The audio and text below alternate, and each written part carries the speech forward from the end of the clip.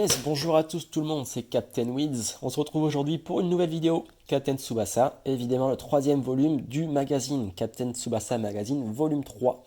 Donc aujourd'hui, je l'ai reçu il y a quand même assez longtemps, je l'ai reçu quasiment 3 jours après sa sortie. Mes amis ont réussi à me l'envoyer hyper rapidement malgré tout ce qui se passe avec les restrictions sanitaires, etc. Donc c'est plutôt cool, mais c'est vrai que j'ai pas eu le temps de le lire du tout avant aujourd'hui. Donc j'ai lu tout à l'heure. Pendant mes heures de taf, c'est pas très glorieux, mais c'est pas grave, je suis en télétravail, je fais ce que je veux. Et du coup, voilà, je vais vous le présenter enfin après 10 jours après sa sortie. Plus de 10 jours d'ailleurs, plus de 2 semaines après sa sortie. Je suis trop à la bourre, mais c'est pas grave. Donc tout d'abord, on commence par la couverture. Donc elle est hyper stylée, la J-League à l'honneur. Donc on voit évidemment Tsubasa au milieu, Bamos J-League, avec tous les joueurs principaux de l'équipe nationale du Japon qui jouent eux en J-League encore. Donc évidemment Mizugi, Nita, Soda, Matsuyama, Misaki et Wakashimazu. Et on décrira un petit peu les clubs après. Il y a une page qui est très bien faite, une double page même, très bien faite sur le magazine. Ensuite, au niveau du contenu, ça commence enfin ça commence pas, mais c'est sur la page, Captain Tsubasa Rising Sun, évidemment les 73 pages des 3 chapitres, la suite des précédents, qui sont parus dans le volume 1 et le volume 2 du magazine.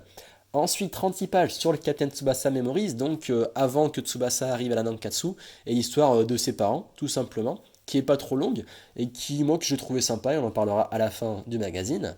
J-League Daiwengo, J-League Daisuki, da, ça veut dire je kiffe la J-League, parce qu'il y a vraiment la J-League qui est mise en avant sur les premières pages du magazine, sachant que la saison a repris au Japon, et c'est pour ça. Après, le petit cadeau du jour qui est hyper sympa, ça va être le sac. Donc le sac de course. Donc là, pour le stadium, pour le combini. Le combini, pour ceux qui ne savent pas, c'est les épiceries japonaises, les petites épiceries qui sont ouvertes H24. Donc c'est vachement pratique. Et avec deux interviews, cette fois-ci c'est Kojiro Hyuga qui est interviewé et Ono Shinji. Donc un joueur international japonais qu'on va décrire un petit peu après. Mais en tout cas déjà au niveau de la couverture, je la trouve hyper stylée. Et voilà, la J-League mise en avant, c'est vraiment cool. Et on apprend plein de choses sur la J-League juste après, vous allez voir pourquoi. Mais tout d'abord, je vais vous montrer un petit peu le sac en détail. Le sac, le voilà, donc ça c'est évidemment la version pliée. Il y a le petit bouton de pression qui est sympa pour le refermer et le ranger sans que ça prenne trop de place. Donc on commence par le recto, parce qu'il y a un verso qui est hyper sympa aussi. Alors juste m'assurer qu'on le voit bien dans la caméra. Donc voilà, Captain Tsubasa Eco Bag. Donc on est sur évidemment les couleurs du maillot du Japon actuel, donc un treillis bleu, donc couleur camouflage militaire bleu. Pour le recto, du coup on peut le voir évidemment, le sac il est aux couleurs du maillot de l'équipe du Japon actuel, donc le 2020, ce fameux treillis bleu hyper joli que moi j'adore, avec Captain Tsubasa écrit en gros, et évidemment le premier duel qu'on reconnaît tous, le premier but de Tsubasa Ozora face à Genzo Wakabayashi quand ils sont en poussin à Shizuoka. Donc moi je trouve ça vraiment joli. Au niveau du verso c'est sympa aussi. Alors pour le verso, donc là on voit un texte en japonais avec Roberto à côté, donc Roberto des premiers volumes. Donc en gros ce texte c'est la page 52 du manuel qu'on connaît tous, qui est la page référence du manuel de Roberto, qu'il a écrit pour Tsubasa, donc pour lui apprendre les techniques de foot, des leçons de foot. Et en gros il lui dit pourquoi le foot est un plaisir, que le collectif c'est l'aspect principal du football pour kiffer avec ses coéquipiers, le foot c'est la liberté, et en gros il veut que Tsubasa kiffe sur le terrain. C'est donc ce texte qui est représenté sur ce verso du sac, et je trouve ça plutôt cool comme clin d'œil à la série. Première double page, donc là on retrouve une pub pour Tsubasa Plus, donc le fameux jeu qui va sortir sur smartphone, même si en ce moment on n'en entend pas vraiment parler, parce que bon, il y a toujours Dream Team qui est mis en avant, et surtout il y a Ronk, donc Rise of New Champion, qui sort la semaine prochaine, donc autant dire que celui-là il est sur le point de passer inaperçu s'il sort dans les semaines à venir. Donc je ne sais pas pourquoi il est prévu, il n'y a pas d'infos dans le magazine, mais moi ça m'intéresse toujours de jouer un petit jeu de Tsubasa en plus, et on verra ce que ça va donner. La double page suivante, donc évidemment sur la gauche vous voyez le sommaire, mais à droite comme d'hab il y a Yoichi Takahashi qui nous donne un petit message pour la reprise de la J-League en fait, donc qui dit qu'il est content de la reprise, qui parle des nouvelles conditions d'accès au match suite aux restrictions sanitaires, qu'il faut toujours aller encourager les équipes que vous soutenez et qu'il espère vraiment voilà la fin du virus en fait bientôt pour que le sport reprenne de manière normale. Donc voilà, c'est ce qu'il dit avec le nouveau ballon donc de la J-League qui coûte dans les 150 € pour la taille officielle et le modèle officiel. Les pages suivantes, elles sont consacrées donc à ce joueur, Ono Shinji, un joueur international japonais évidemment de 41 ans, qui est encore professionnel aujourd'hui et qui joue au FC Ryukyu, donc Ryukyu, qui est un club de J-League 2 japonaise, donc l'équivalent de la Ligue 2 en fait en France, et qui est 18e, donc c'est vraiment bas du tableau, l'équipe est pas oufissime. Et voilà, par contre l'exploit c'est qu'il a 41 ans, qu'il kiffe encore le foot et qu'il veut justement continuer à le pratiquer encore longtemps, et c'est évidemment un fan de Captain Tsubasa. Alors là, on est sur la double page qui pour moi était la plus intéressante du magazine. Puisqu'en fait, on voit tous les personnages donc, de l'équipe nationale du Japon et leurs clubs respectifs en J-League. Donc là, je suis passé à caméra main, j'ai enlevé le trépied pour vous montrer un petit peu où jouent tous les personnages et que vous sachiez où se situent les villes parce que je trouve ça hyper intéressant parce qu'évidemment le Japon on sait à quoi il ressemble mais toutes les villes etc tout le monde ne sait pas donc j'ai trouvé ça plutôt pas mal de mettre en avant cette double page en vous expliquant un petit peu où est-ce qu'ils jouent tous et pour que vous compreniez un petit peu mieux les clubs de Ligue 1, de Ligue 2 japonaise. Alors donc le Japon, hein, comme vous le voyez correctement, l'archipel ici. Et du coup on va commencer par les plus bas du classement de la J-League 2. Donc je parle en temps réel, hein, pas forcément dans Captain Tsubasa, mais je parle de la vraie équipe de cette année, parce que les équipes sont actualisées donc par rapport à cette année. Donc c'est l'Avispa Fukuoka, avec Jito et Sano, qui sont actuellement, le jour où je fais cette vidéo, 14e du classement de Ligue 2, de J-League 2. Et en fait, Fukuoka, le L, c'est tout à l'ouest du Japon, c'est ici. Donc vous voyez à peu près où ça se situe. Fukuoka. Ensuite, en 11e position, on aura les Tokyo Verdy. Donc pareil, pour ceux qui ne savent pas où se trouve Tokyo, donc Tokyo Verdy, c'est l'équipe verte ici, avec Taki, Yumikura et Michel Yamada. Donc deux des Real Japan 7 qui sont avec Taki sur une seconde équipe de Tokyo. Tokyo, donc par rapport au Japon, qui se trouve ici. Eux. Ensuite, au-dessus d'eux, bah écoutez, moi j'ai été surpris de savoir que Misaki jouait en J-League 2. Donc après, je sais pas comment ça se passe, on n'a pas plus de détails dans Captain Tsubasa.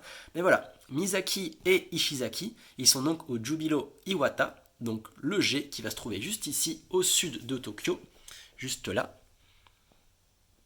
Et voilà, eux, par contre, ils sont 9e du classement de J-League 2. Et j'ai été surpris de savoir que le meilleur joueur du Japon, donc évidemment après ceux qui sont à l'étranger, joue encore en Ligue 2 aujourd'hui. Donc bon, mais ça reste toujours sympa. Et les plus élevés sur la Ligue 2, ça va être les Tachibana qui jouent à Chiba, donc à Jeff United Chiba, et qui est une commune qui se trouve à l'est de Tokyo, juste là. Tokyo le E, je le rappelle, Chiba en C. Et maintenant, on va passer pour les autres joueurs en J-League 1. Au niveau du plus bas des classements en J-League 1, on sera sur Kishida.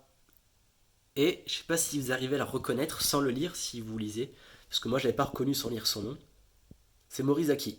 Écoutez, moi j'en avais aucune idée, Morizaki Yuzo, et il joue au Shimizu S-Pulse. Donc ça c'est une équipe que je connais bien parce que quand je vivais à Tokyo, j'avais un de mes meilleurs amis qui était fan de ce club, mais sauf qu'il perdait tout le temps, donc il était dégoûté.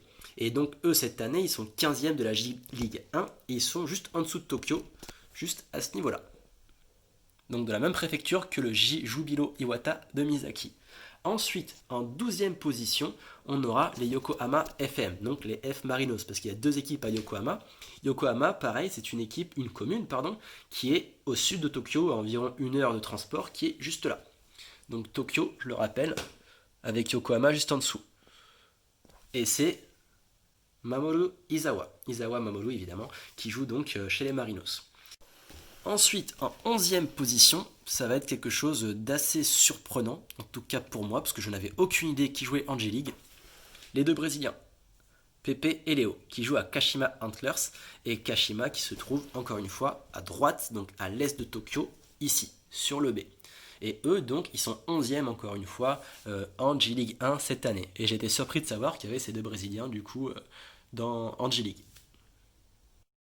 En 10e position, parce que du coup, je trouve intéressant de voir où se situent les villes, mais j'ai quand même pas passé trop de temps là-dessus.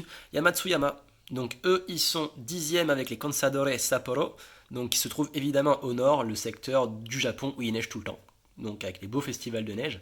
Et c'est donc toute cette partie-là, Hokkaido. Et c'est l'équipe évidemment de cœur de Matsuyama vu qu'il vient de là-bas. En 9e position, on aura la Vissel Kobe avec Sorimachi, qui lui se trouve donc pas loin de Kyoto, ici, dans cette préfecture, à la 9e position. En 8e position, donc on aura Takasugi, avec les Sanfrecce Hiroshima, et ça se trouve à l'ouest du Japon, donc Hiroshima que tout le monde connaît, quelles que soient les raisons, qui va se trouver ici, juste après. Nita avec son club des Kashima Reysol qui eux seront 7ème du classement de J-League 1 et qui sont toujours pas loin de Tokyo, encore une fois à l'est, ici au niveau du C. Je rappelle que Tokyo est au niveau du E. En 6ème position, le petit Danimero Sawada Takeshi, donc qui joue à Urawa, les Reds d'Urawa, commune D, qui se trouve au nord de Tokyo, toujours, et qui est en 6ème position, donc plutôt bien placé. Là on arrive dans le top 5 et il y aura les 4 derniers clubs que voici. En 5ème position de la J-League 1, il y a donc Wakashimazu qui joue à Nagoya. Nagoya qui va se trouver juste là, à côté du Jiburo Iwata de Misaki et des Shimizu de Kishida et de Morizaki, à l'ouest. 4ème position, FC Tokyo, Mizugi Jun. J'adore le maillot, ça fait penser un peu aux anciennes couleurs de Barcelone ou du PSG, enfin toujours actuel d'ailleurs, rouge et bleu, qui va se trouver au FC Tokyo, donc le centre, la capitale du pays. J'adore l'image d'ailleurs. En 3ème position, Soda qui joue au Gamba d'Osaka, qui va se retrouver juste ici, à côté, là, juste à côté de Misaki, et je sais plus qui était en A, je crois que c'est Nagoya, ouais c'est Wakashimazu, Nagoya, et Soda, juste à côté, avec un maillot qui ressemble à celui de l'Inter. Enfin, les plus hauts du classement, donc vraiment le niveau des joueurs de Tsubasa ne représente pas du tout la J-League japonaise actuelle. Ça va être Osaka Cerezo, donc toujours pareil à Osaka, au même endroit, I au milieu juste ici, avec Kisugi et Sakaki des Real Japan 7. Et eux, du coup, ça va être les deux, la team 2 de la J-League actuelle. Mais voilà, j'ai trouvé ça super intéressant à voir en tout cas moi. J'espère que ça vous a fait kiffer aussi de savoir un petit peu dans quel club il jouait, connaître un peu les positions et surtout savoir où ça se positionnait au Japon. Ensuite, trois petites pages en fait où il compare les joueurs de J-League actuels avec les joueurs de Katen Tsubasa. Donc tout d'abord, il compare trois joueurs à Katen Tsubasa. Donc le premier c'est Ono Shinji, celui avec qui on a pu voir l'interview précédemment. Le deuxième qui va être juste là, lui c'est Oshima Ryota qui joue à Kawasaki. Et enfin le troisième qu'on ne présente plus, qui joue à Kobe, c'est Iniesta qui est comparé également à Tsubasa. Ensuite trois joueurs en plus, on va passer rapidement. Il y a donc Okubo Yoshito, juste là, comparé à Kojiro Yoga qui lui joue à Tokyo Verdy et qui sont en Ligue 2, du coup en 11e position. Ensuite comparé à Wakashimazu, ce petit monsieur Nakamura Kosuke qui joue au Kashima Reysol qui eux sont 7ème, comme je le précisais précédemment. Et enfin Nakamura Kengo qui lui joue à Kawasaki et qui est donc le Misaki japonais. J'essaie de zoomer un petit peu d'ailleurs, enfin déplacer tout simplement. Le Misaki japonais et qui est donc premier du classement de la J-League. Donc Misaki, Waka, Yoga et les trois Tsubasa. Et après il compare à d'autres joueurs, mais bon j'ai pas voulu perdre de temps non plus à les présenter. Donc il compare Nita, Mizugi, Wakashimazu et Matsuyama. Tous évidemment des joueurs japonais. Après ça, alors attention, là ça va partir en spoil parce que je vais vous présenter les nouveaux chapitres de Captain Tsubasa Rising Sun. Donc je vous mets une petite alerte avec la durée à laquelle vous allez vous rendre si vous ne voulez pas être spoilé.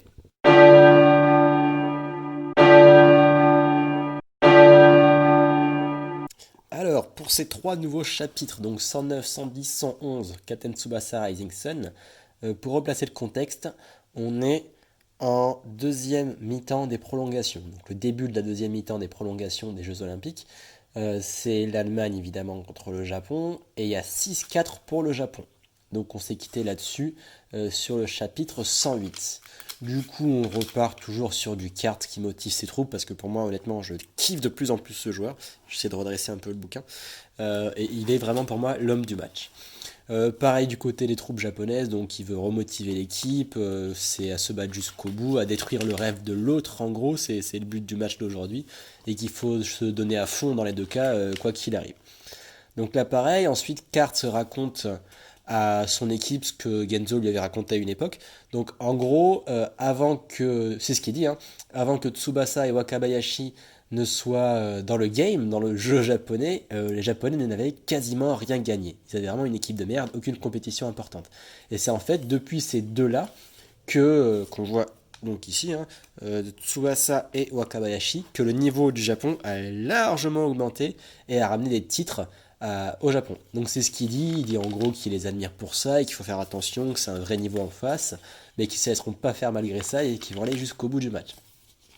Donc voilà, carte encore une fois, un pur player. Donc là ça reprend, les duels qui commencent, donc Hyuga et Tiger Bran, si j'arrive à tourner la page, juste là. Ah non, pardon, c'est encore après. Donc là, il commence son Shokosenteki dribble, donc son dribble en force, avant de se retrouver ici au duel face à Tiger Bran. Donc là, les deux sont un peu fatigués après 100 minutes de match, évidemment. Du coup, c'est un gros duel de choc. C'est pile poil égalité. Donc c'est vraiment ce qui arrive. Ils sont vraiment à 100% égalité. Et c'est Tsubasa qui vient récupérer le ballon par-dessus. Ensuite, lui, il arrive, il continue, il part face aux cages. La mentalité de Tsubasa, comme on peut la connaître, c'est il faut tirer dès qu'on voit les buts. Mais là, donc, Karts s'interpose. Il arrive en face, duel de dribble face à Karts. Et Karts, donc oui, il parlait aussi du fait que Tsubasa, Wakabayashi, copiaient les techniques des autres pour avancer et progresser. Et du coup, c'est ce que Karts va faire maintenant. Donc il va prendre graine de ça. Et en fait, il va copier un dribble qu'on connaît tous. Donc tout d'abord, il copie pour rattraper Tsubasa le dribble à angle droit Shokaku Feinto de Aoi pour le rattraper. Et juste après, il va continuer, donc juste là, avec le submarine tackle de Rivaul. Submarine defense, pardon, directement. Et en fait, c'est comme ça qu'il arrive à prendre le ballon à Tsubasa. Et moi, ça m'a fait hyper plaisir, déjà parce que c'est Karts, hein, c'est mon coup de cœur de ce match. Ensuite, le fait qu'il copie les techniques comme Tsubasa le fait tout le temps, ça fait plaisir que ça arrive à quelqu'un d'autre. Et surtout qu'il gagne le duel contre Tsubasa, quoi. Ça, c'était un vrai kiff pour moi. Donc Karts qui prend enfin Tsubasa, qui n'est pas du tout mon joueur préféré, je vous le cache pas. Mais ça m'a fait plaisir. Et je rappelle qu'à ce niveau du match, on est à 6-4 pour le Japon. Le chapitre d'après, une petite page justement sur qui? Sur Karts. Eh oui. Ensuite, chapitre 110, on reprend. Donc Karts relance le ballon vers l'avant. Ensuite, on passe à l'attaque. Schneider a le ballon. Vers l'avant, pardon, pas du tout. C'est justement Schneider qui. Enfin, si, vers l'avant, mais après, Schneider la récupère alors qu'il est justement devant les cages de Müller. Donc, le Japon se demande pourquoi, qu'est-ce qu'il faut en défense, qu'est-ce qu'il faut aussi bas sur le terrain. Donc là, il commence à présenter sa stratégie. Il dit que les joueurs allemands sont évidemment plus grands que les japonais. Bon, ça, c'est évidemment, c'est vrai également dans la vraie vie. Et du coup, il lance une longue passe haute. Et là, ils enchaînent des 1-2 de tête. Donc, à part Jito, c'est vrai que personne n'est grand dans l'équipe. 1-2 des têtes, et ils arrivent à monter tout le terrain avec ça. Ensuite vient une technique de ouf, donc vous allez le voir après. Donc là, un duel encore entre Tiger Bran et Hyuga, qui se finit toujours en égalité. Ça redescend dans les pieds de Karts, et c'est là que la technique intervient, j'essaie de bien cadrer. Du coup, forcément, Karts qui vient venir frapper. Ensuite, il y a Tiger Bran qui reprend en mode Raiju Shoot de Hyuga, qui vient retaper un canon avec recul comme Shunkosho. Et là, un triple canon. Il le tire sur Schneider. Schneider ici, évidemment. Et là, j'adore. Schneider qui nous balance son gros shoot. Fire shoot de Schneider. Et en gros, voilà, le canon avec recul. Après Tiger Bran et Karts. Une belle double page du Kaiser. Comme on les kiffe. Et là, évidemment, une frappe aussi puissante qui arrive donc hors de la surface sur Morizaki. Parce que je vous rappelle que Wakabayashi s'est blessé suite à un contact avec Schneider, mais genre blessé gravement. Et il a été opéré, mais bon, il va bien. Et là, ça arrive sur l'épaule de Morizaki, ça lui brise l'épaule en miettes et ça rentre dans les buts, sans transpercer les filets. Et donc, avec ce canon avec recul, l'Allemagne remonte à 6-5 dans le match. Et là, on est à la 6e minute de la seconde mi-temps. Donc en gros, il reste 9 minutes exactement à l'Allemagne pour égaliser. Et toujours à 6-5. Et le chapitre 110 se finit comme ça, sur un 5e but de l'Allemagne, avec une blessure de Yuzo, juste ici. Et je rappelle aussi que les Japon ont fait leurs 6 remplacements, 5 ou 6, je sais plus. Et qu'il n'y a pas donc de gardien remplaçant, sachant que les remplacements sont faits et qu'ils sont obligés de jouer avec le gardien, qu'il soit mort ou pas. Toujours une petite page sur mon petit Karts. Je vous laisse kiffer les illustrations. Hop, Morizaki, j'aime bien en full page comme ça, je trouve ça stylé aussi. Full page. Morizaki, Gambare Morizaki. Allez, fais de ton mieux Morizaki. Là on arrive, ils sont en panique, ils le soignent. Donc ce Hyuga fait un mini speech. Ishizaki le chambre un petit peu en lui disant que c'est le deuxième capitaine de l'équipe. Yoga fait genre qu'il n'était pas au courant, mais il dit oui par rapport à ce que tu dis, t'es le capitaine, enfin bref. Ils se motivent comme ils peuvent. Je crois que j'ai loupé une page, mais non, c'est bon. Ils se motivent comme ils peuvent, ils chambrent un petit peu Ishizaki aussi, et là Morizaki revient, bon évidemment il est hyper blessé, et il a l'épaule en miettes, ils disent qu'ils lui ont réparé l'épaule en gros, mais bon il est encore blessé, mais il est obligé de finir le match, parce qu'il n'y a pas justement de remplaçant comme je vous disais précédemment. Là du coup il y a Müller qui demande à Schneider et à l'équipe d'Allemagne en gros de mettre un but en plus, parce que personne ne peut le battre au tir au but. Donc s'ils arrivent à 6-6, il y aura les pénalties, s'ils ne marquent pas le Japon avant, et qu'au penalty, il est sûr de gagner Dieter Müller.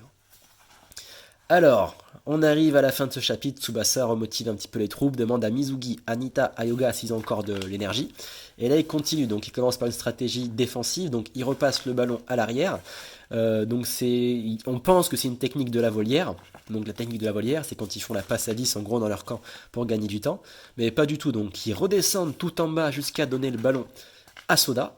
Donc il y a toute l'équipe allemande qui a suivi cette technique, donc ils sont montés, ils ont libéré leurs arrières. Donc Soda repasse à Mizugi, qui je le rappelle a failli crever dans les chapitres précédents. Mizugi qui arrive au duel face à Goethe et je sais plus qui, et Magas. Ouais, c'est ça, Magas et Goethe. Goethe d'ailleurs qui se prononce Goethe, pardon. Hein. Goethe, on dit Goethe en français, mais les japonais ils disent Goethe. Donc Goethe, il dribble les deux. Il fait une longue passe aux deux misters, Yuga et Nita. Et du coup, Schneider là comprend que c'était leur stratégie et qu'au final, les deux se retrouvent quasiment démarqués sans hors-jeu devant les cages. Et là, on ne sait pas ce qui va arriver. Donc il y a Yuga et Nita qui vont taper sûrement un tir combiné, ou après, est-ce qu'il y a une nouvelle technique? Est-ce que eux ne vont pas faire la même chose? C'est une théorie, hein, j'en sais rien. Que vient de faire Tiger Brand, Kart et Schneider. Donc un canon avec recul à 3, donc un canon du tigre au faucon phénix, j'en sais rien, mais qui sortira peut-être au chapitre suivant. Donc là ça nous laisse donc devant les cages de Müller. Il y a Yuga et Nita qui sont démarqués, Tsubasa qui laisse comprendre qu'il y aura peut-être quelque chose à faire à 3, et du coup on ne sait pas comment ça reprendra sur les mois prochains, il faudra attendre octobre, mais voilà. Et c'est comme ça que finissent les 3 chapitres de ce magazine. Donc pour donner mon avis, bon j'ai bien aimé les chapitres, mais je trouve ça franchement encore un peu long, hein. Ça fait 6 chapitres, peut-être un peu plus, qu'on est sur les prolongations. Ça me fait penser un peu au Road to 2002, il y a Barça-Real, le match le plus long du monde, il m'a saoulé d'ailleurs, il prend je sais pas combien de tomes, je crois que ça prend plus la moitié de la collection, là, des 12 tomes, si je dis pas de bêtises, et ça m'a un peu saoulé, donc j'espère que ce sera pas aussi long pour les 9 minutes qui restent, et que s'il y a des tirs au but, ce sera rapidement accessible pour nous. En tout cas, je l'espère. Après ces chapitres, donc on bascule sur l'interview de Kojiro Hyoga à la Reggiana. Donc voilà, après moi honnêtement je trouve pas vraiment... c'est pas le plus intéressant du bouquin, pour être sincère. Du coup je vais pas passer trop de temps à le présenter. Juste je recommanderais de lire les 2 tomes de Katen Tsubasa NL Calcio. Il y en a 2, hein, il y a le tome Ue et le tome Shita, donc le tome 1 et 2 en gros, au-dessus, en dessous, on s'en fout. Et ça vous présente le match entre Kojiro Hyuga et Shingo Aoi. Et franchement, quand il n'y a pas de Tsubasa, les matchs ont un tout autre suspense. Ils sont beaucoup plus intéressants, puisqu'on ne sait vraiment pas qui va gagner. Contrairement quand il y a Tsubasa, on sait qu'ils ont le jeu hyper prévisible, on sait comment ça va se finir. Mais là, Hyuga contre Aoi, c'est hyper intéressant. C'est 2 de mes tomes préférés de Katen Tsubasa. Je recommande à tout le monde de les lire. Et après, bon, je vais pas recommander de lire des scans si vous ne lisez pas de japonais, mais bon, débrouillez-vous pour les lire parce qu'ils sont vraiment, vraiment trop cool et très, très plaisants à lire. Ensuite, une dernière petite pub sur le Tsubasa Saka Kyojitsu. Je l'ai acheté, j'ai dit que je ferais une vidéo dessus pour le présenter, mais honnêtement, bon, il est pas si ouf que ça en fait.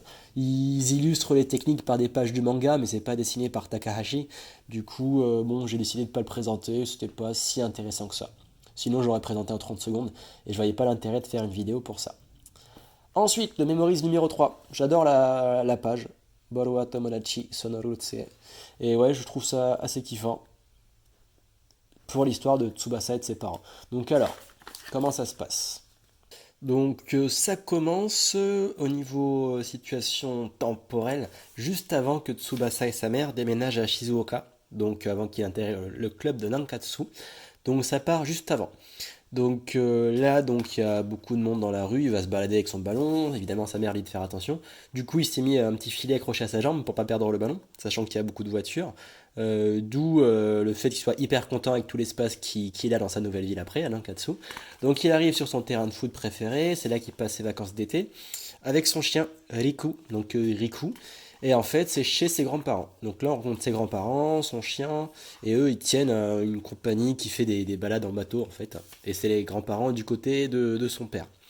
Donc voilà, ça c'est l'introduction à cette histoire. Et en fait, après, la Madrea Tsubasa, en voyant des photos souvenirs, elle repense à sa rencontre avec son mari, donc évidemment le père de Tsubasa, la première fois qu'elle l'a rencontré, tout simplement.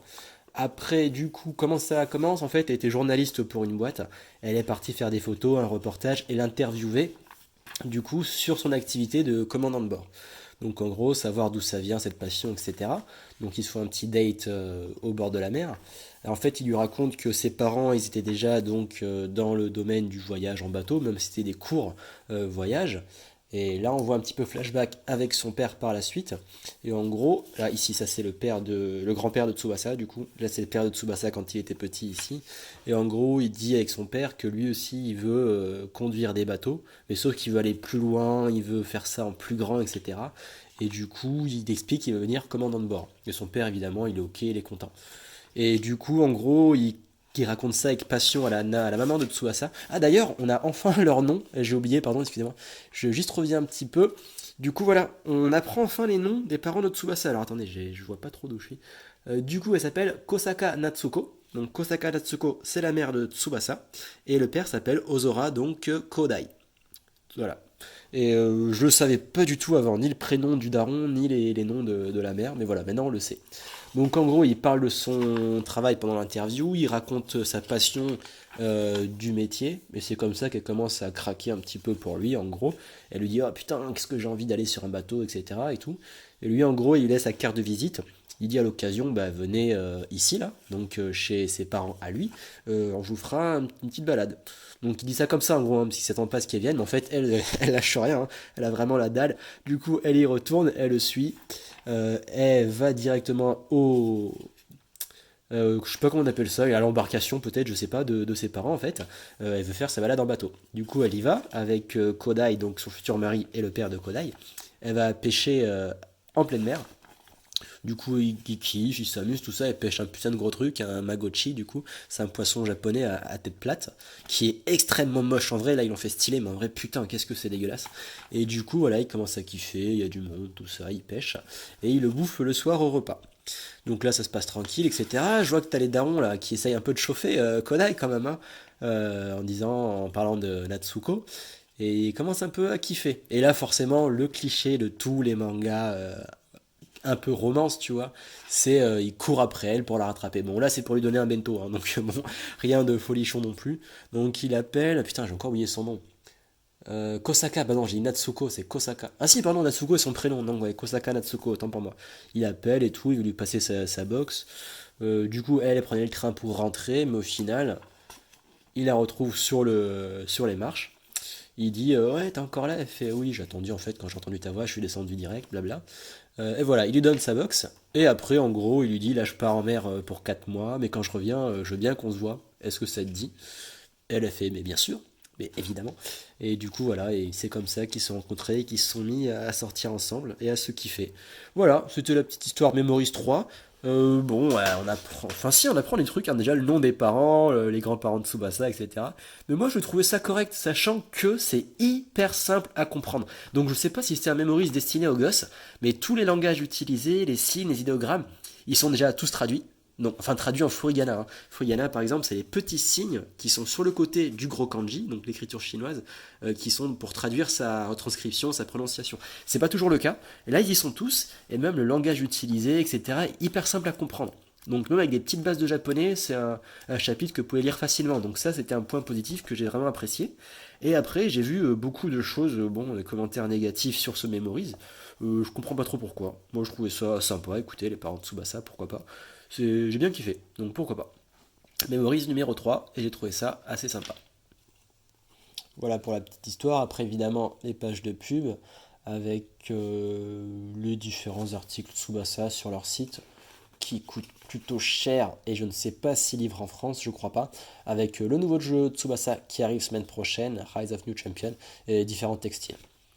Après ça, voilà, ça je voulais à tout prix vous le montrer. Moi je trouve que c'est un vrai kiff, surtout pour ceux qui commencent à apprendre le japonais. En fait, ils vont sortir une tablette tactile, une liseuse en gros, une liseuse électronique au format Tsubasa. Alors j'essaie de le montrer comme ça.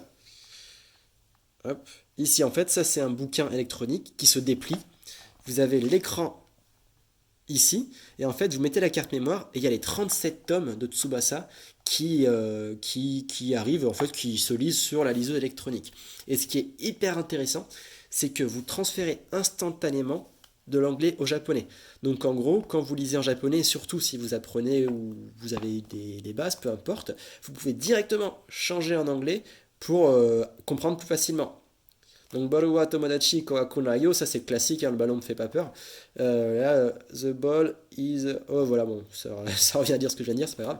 Mais je trouve ça hyper sympa, 37 tomes dans ce bouquin, sachant qu'il existe plusieurs mangas qui vont suivre l'exemple. Donc il y a évidemment Tsubasa, les 37 tomes. J'ai vu du JoJo's, j'ai vu plein de mangas, j'ai vu du City Hunter. Donc je trouve ça hyper cool. Le coût, il est peut-être assez cher. Il est à 17 200 yens. En gros, ça fait 140 euros. Mais ça fait les 37 tomes, donc en électronique, plus la liseuse, qui est hyper cool. Et je trouve ça vachement bien. J'essaie de trouver une vidéo, si je la trouve, je la mettrai du coup en parallèle à celle-là. Et je trouve ça hyper intéressant et c'est un super cadeau à faire, ou peu importe. Mais moi, en tout cas, j'adore. Et ça vous mettra justement, donnera l'occasion de vous mettre au japonais si vous y mettez, de progresser grâce à Tsubasa. Je trouve ça vraiment cool. Ce switch anglais-japonais, c'est vraiment cool. Après un concours de dessin, on s'en moque. Encore de la pub sur l'article de la Nankatsu SC. Bon, depuis que il est dirigeant Takahashi Sensei, forcément on aura des pubs à chaque fois. Le point intéressant là, c'est qu'il montre comment évoluer en fait dans les différents championnats. Donc il y a d'abord la ligue amateur, 3 niveaux, Nankatsu est au plus bas, et ensuite la ligue professionnelle, la J3, J2, la J-League 1. Et le projet, donc J-League A, qu'on voit partout vers la J-League, c'est évidemment de monter le plus rapidement possible dans cette pyramide-là pour arriver au J1. Mais bon, donc ça ne sera pas avant des années. Est-ce que ça se fera? On verra ça dans quelques années, encore une fois. Mais voilà. Et du coup, on aura toujours des articles sur la Nankatsu dirigés par Takahashi Sensei. Encore une fois, les Popuo Parades, donc Popuo Pop-Up Parade, n'importe quoi, excuse-moi. Les Pop-Up Parades, donc le projet de figurines à un prix unique que vous pourrez retrouver sur internet. Donc ça arrive en 2020, on verra quand est-ce que ça arrive. Le Tsubasa Plus, encore une fois, une autre pub. Double page pour le Rise of New Champion, encore une fois, qui arrive très bientôt, j'ai assez hâte d'y jouer. Et enfin l'annonce, donc le 1er octobre, le volume 4. Et surtout, je sais plus où je l'ai vu, mais en tout cas, le prochain tome relié, Katen Tsubasa Rising Sun, le 14, sortira début octobre aussi. Donc ça c'est un bon point, je commanderai les deux en même temps, ça va être sympa. Et là, une petite pub pour une montre, donc avec la marque Lockman Italy, Katen Tsubasa, Collaboration Watch. Du coup, je la trouve plutôt jolie la montre, mais j'ose même pas vous dire le prix. J'espère vraiment que Lockman Italy, je vous cache pas que je connais pas du tout la marque, je pense que c'est une grosse qualité, vu ce prix là. 72 800 yens, ça fait du 600 balles quoi. 600 balles la montre, il y a un beau coffret, il y a Tsubasa ici, elle est portée par le patron. Mais bon, elle est rare, il y aura 100 exemplaires à partir du 28 juillet, donc en gros elle est déjà sortie, autant pour WAM. Donc bon, 100 exemplaires, 600 balles la montre, à vous de voir. Et voilà, on termine encore une fois avec la pub pour les Tsubasa courtes, donc les terrains de foot indoor, qui sont pas forcément indoor vu qu'ils sont à l'extérieur, pardon, mais couverts sur le toit d'un magasin très répandu au Japon. Donc voilà, c'était le Captain Tsubasa Magazine numéro 3. Alors moi j'ai plutôt bien kiffé, surtout cet aspect J-League, je trouvais ça intéressant, j'espère que ça vous a plu aussi. N'hésitez pas à commenter la vidéo, à liker, à me dire ce que vous en avez pensé, ce que je peux améliorer, etc. Et voilà, par la suite, toujours des likes, toujours des subscribes, faites-vous plaisir, ça m'encouragera. Ça me donnera envie de continuer à faire d'autres vidéos, etc. Et si jamais le petit clic Utip, je l'ai mis en place assez récemment, donc n'hésitez pas, vous regardez des vidéos, ça m'encourage et ça fait toujours plaisir. Allez, à plus tout le monde, ciao ciao ciao.